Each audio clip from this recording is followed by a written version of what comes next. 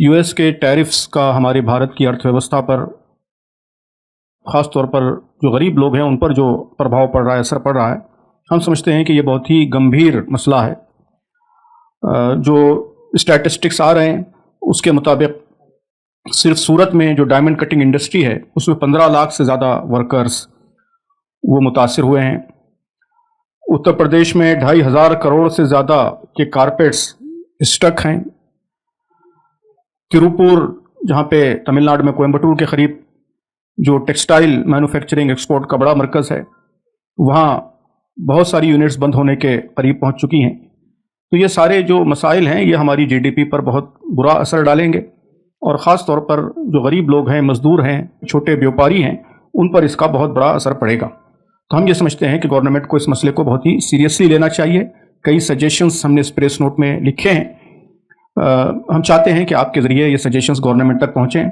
सबसे पहला हमारा सजेशन यही है कि डिप्लोमेटिक इंगेजमेंट यूएस के साथ, दीगर मुल्कों के साथ गवर्नमेंट का और ज़्यादा डिप्लोमेटिक इंगेजमेंट बढ़ना चाहिए और इस टैरिफ को रिड्यूस करने की, रैशनलाइज करने की हर मुमकिन कोशिश होनी चाहिए।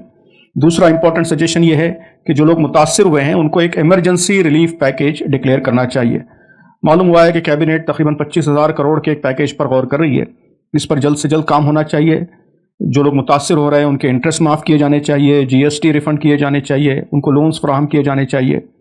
जो इंडस्ट्रियल यूनिट्स के साथ साथ जो बड़े पैमाने पर जॉब्स जा रही हैं तो उनको अल्टरनेटिव एम्प्लॉयमेंट फराहम करने की कोशिश होनी चाहिए।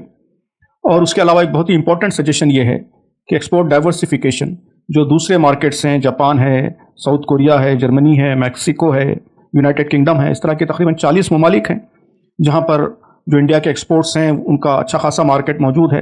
कहा जा रहा है कि ये मोर देन $590 बिलियन का मार्केट है और हमारे मुल्क के एक्सपोर्ट ने अभी तक सिर्फ 6% इनको कवर किया है। मतलब अच्छा खासा स्कोप यहाँ पर बाकी है।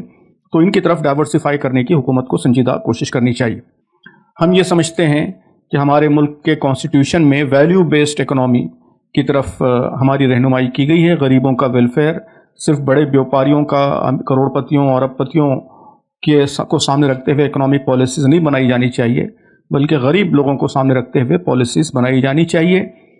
जमात इस्लामी हिंद इसी में यकीन रखती है, इस्लाम की तालीम के हवाले से, और हम समझते हैं कि हमारे कॉन्स्टिट्यूशन की, संविधान की भी यही रहनुमाई है।